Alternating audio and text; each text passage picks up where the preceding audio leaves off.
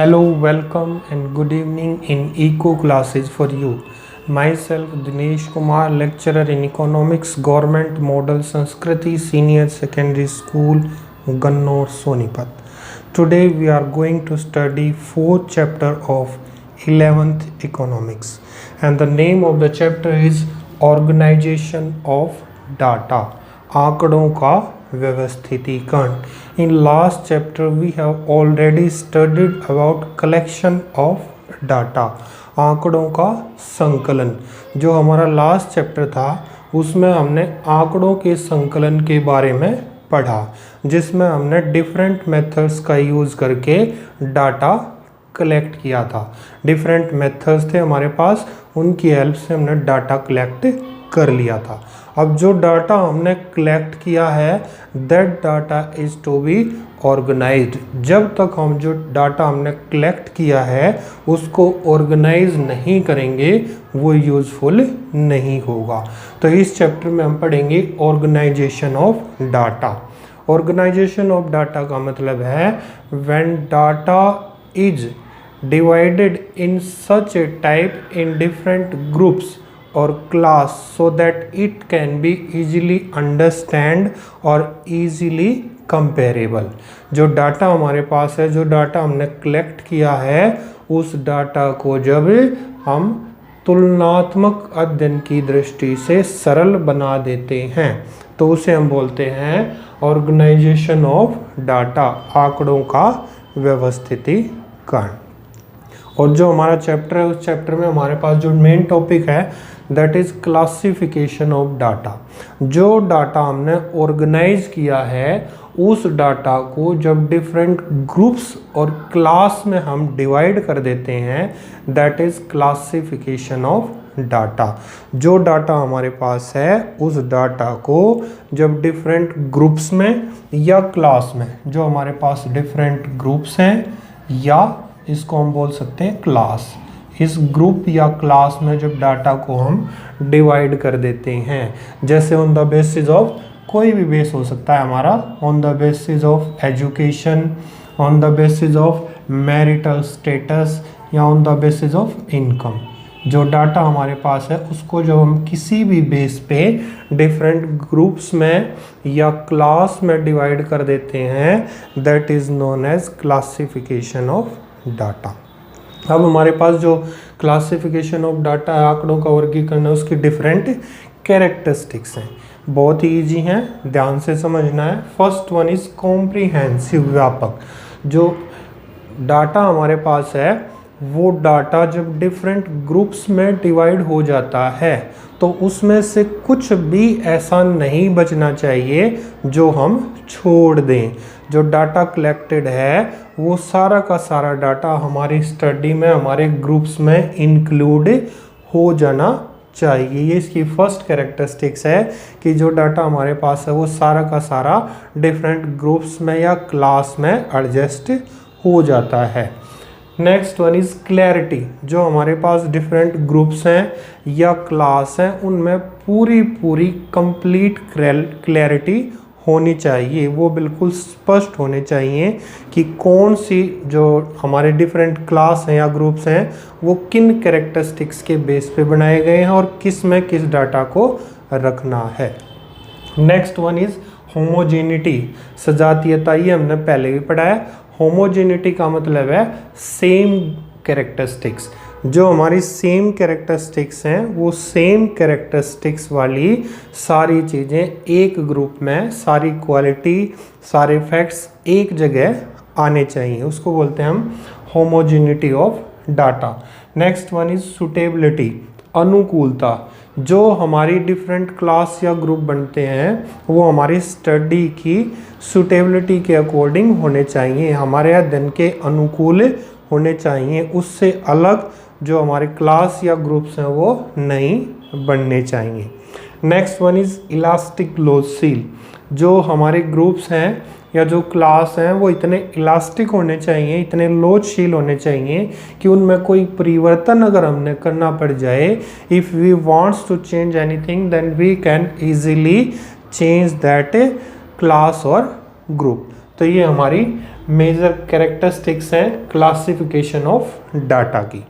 Classification of data का हमने meaning पढ़ा, कैरेक्टरिस्टिक पढ़ा। एक छोटा सा एग्जांपल हम लेते हैं, जैसे मान लेते हैं किसी एक पर्टिकुलर एरिया में 100 फैमिलीज हैं। अब हमने जो इन 100 फैमिलीज का डाटा कलेक्ट किया है, वो डाटा कलेक्ट करने के बाद जब हम इन 100 फैमिलीज के डाटा को on the basis of education, जिसमें हम कह सकते हैं लिटरेट और इलिटरेट, या on the basis of marital status, married and unmarried, on the basis of income, किसी भी बेस पे जब हम इनको अलग अलग डिवाइड कर देते हैं ग्रुप्स में या क्लास में, तो इसको हम बोलते हैं क्लासिफिकेशन ऑफ डाटा। ये सेम कैरेक्टरिस्टिक्स इनमें आएंगी, जो लिटरेट है और इलिटरेट है वो यहाँ पे आएंगे, जो मैरिड अनमैरिड है वो इसमें आएंगे, जो इनकम है, अगर इनकम का हम कोई क्राइटेरिया फिक्स करते हैं, जैसे हम ये मान के चलते हैं कि जो 10,000 है, 10,000 इनकम ग्रुप वाले हमने एक साइड में रखने हैं और अबाउट 10,000 हमने एक साइड में रखने हैं, तो ये हमारा क्लासिफिकेशन ऑफ डाटा। अब नेक्स्ट हमारे पास एक बहुत ही इंपॉर्टेंट टॉपिक है, that is basis of classification या kinds of classification, types of classification.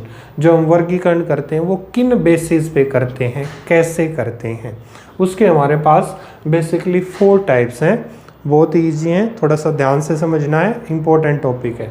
First one is geographical classification, भौगोलिक वर्गीकरण। सब कुछ नाम में ही छिपा हुआ है। ज्योग्राफिकल, जो किसी पर्टिकुलर एरिया या जगह से रिलेटेड होते हैं, उनको हम बोलते हैं ज्योग्राफिकल क्लासिफिकेशन। जो किसी पर्टिकुलर लोकेशन या एरिया से रिलेटेड होते हैं, जिनका क्लासिफिकेशन ज्योग्राफिकल कंडीशंस के बेसिस पे किया जाता है, that is known as geographical classification, भौगोलिक वर्गीकरण। जैसे अगर हम ये बात करते हैं कि यूपी में, हरियाणा में और दिल्ली में साइकिल बनाने वाली फैक्ट्रियां कितनी कितनी हैं, मान लो यूपी में 15 है, हरियाणा में 10 है और दिल्ली में 7। तो ये हमने एरिया के बेसिस पे, यूपी, हरियाणा और दिल्ली, एरिया के बेसिस पे हमने क्लासिफिकेशन किया है फैक्ट्रीज का, तो that is known as geographical classification. Second one is chronological और समय अनुसार वर्गीकरण। इसमें नाम में ही छिपा हुआ है समय अनुसार, समय के अनुसार, टाइम जो पीरियड है, time period 1 year, 1 month, 6 month, उसके बेस पे जो क्लासिफिकेशन होगा उसको हम बोलते हैं क्रोनोलॉजिकल या समय अनुसार वर्गीकरण। जैसे हम बात करते हैं किसी फैक्ट्री के प्रॉफिट्स की, कि 2017 में प्रॉफिट कितना था, 2018 में प्रॉफिट कितना, 2019 में कितना और 2020 में कितना प्रॉफिट सही है। 15 करोड़, 20 करोड़, 22 करोड़, 26 करोड़। तो हमने क्या किया, जो प्रॉफिट है उस प्रॉफिट को हमने डिवाइड कर दिया ईयर्स में, तो that is known as chronological classification. Next one is qualitative या गुणात्मक वर्गीकरण। जब क्वालिटीज के बेसिस पे, क्वालिटीज हमारी कुछ भी हो सकती हैं, जैसे रिलीजन है, मैरिटल स्टेटस है, इनकम है, इंटेलिजेंस लेवल है, तो इनके बेस पे जब हम क्लासिफिकेशन करते हैं तो that is known as qualitative classification, गुणात्मक वर्गीकरण। ये जो क्वालिटेटिव क्लासिफिकेशन है ये भी हमारा 2 टाइप्स का हो सकता है, सिंपल क्लासिफिकेशन एंड मेनफोल्ड क्लासिफिकेशन। जो सिंपल क्लासिफिकेशन है वहाँ पे हम किसी सिंगल कैरेक्टरिस्टिक्स की या सिंगल क्वालिटी की बात करते हैं। जैसे हमने किसी इनमें से कोई एक क्वालिटी ही लेनी है, मैरिटल स्टेटस लेना है हमने बस, तो मैरिटल स्टेटस में मैरिड या अनमैरिड की बात करेंगे, या एजुकेशन जैसे है तो एजुकेशन में लिटरेट और इलिटरेट की बात करेंगे, तो दैट इज सिंपल क्लासिफिकेशन। जो सेकंड वन है मैनफोल्ड क्लासिफिकेशन या बहुगुणी वर्गीकरण, इसमें हम जब एक से ज़्यादा जो हमारी क्वालिटीज़ हैं उनको जब हम डिफरेंट डिवाइड करते हैं तो that is known as manifold classification. जैसे हमारे पास यहाँ पे एक एग्जांपल है मैनफोल्ड क्लासिफिकेशन के लिए कि हमारे पास एक फैक्ट्री में स्किल्ड और अनस्किल्ड लेबर है, स्किल्ड लेबर और अनस्किल्ड लेबर। इसको फर्दर हम डिवाइड करते हैं एजुकेटेड और अनएजुकेटेड। अनस्किल्ड को भी स्किल्ड लेबर है ये, अनस्किल्ड लेबर को भी एजुकेटेड एंड अनएजुकेटेड। अब जो हमारी एजुकेटेड है that may be from rural background और अर्बन, अनएजुकेटेड भी rural background and urban background. ऐसे ही जो हमारी अनस्किल्ड लेबर है वो भी एजुकेटेड रूरल से हो सकती है या अर्बन से। ऐसे ही जो अनएजुकेटेड है that can be also from rural और अर्बन।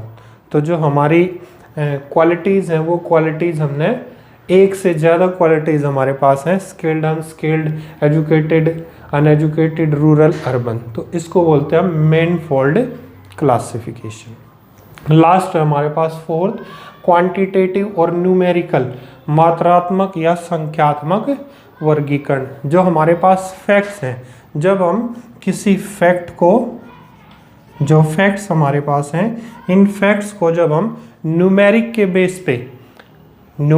बेस पे क्लासिफाई करते हैं तो उसको बोलते हैं न्यूमेरिकल या क्वांटिटेटिव क्लासिफिकेशन। जैसे अगर हमने प्रॉफिट शो करना है, प्रॉफिट है ये फर्म्स का, डिफरेंट फर्म्स का, 1 करोड़ 10 फर्म्स का है, 2 to 5 करोड़ 20 फर्म्स का है, 5 to 10 crore that is of 30 firms, 10 to 20 crore that is from 50 firms. तो जो हमारे पास फर्म्स हैं उन फर्म्स का जो प्रॉफिट है वो हमने न्यूमेरिकली एक्सप्रेस किया है, न्यूमेरिकली क्लासीफाई किया है, तो that is known as quantitative और न्यूमेरिकल क्लासिफिकेशन। ये हमारे 4 बेसिस या टाइप्स हैं, geographical, chronological, qualitative and quantitative classification. ये काफ़ी ज़्यादा इम्पोर्टेंट टॉपिक है इसलिए बड़े ध्यान से पढ़ना है। ये वीडियो दूसरे बच्चों तक भी शेयर करनी है ताकि इसका बेनिफिट दूसरे बच्चों को भी हो सके, और अगर वीडियो अच्छी लगे तो चैनल को सब्सक्राइब भी ज़रूर करना है। Thank you.